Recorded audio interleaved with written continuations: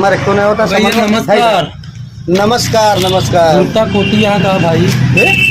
धुरता कोटी धुरता कोटी की का अरे हमारे गांव के प्रधान पहना थे भैया। प्रधान पहना थे नेता उता पहनते नहीं टाइट हो के। नेता हाँ किस बतावा धुरता कोटी। धुरता कोटी हम्म। समझा तो ना है बाटे यार के पहना थे।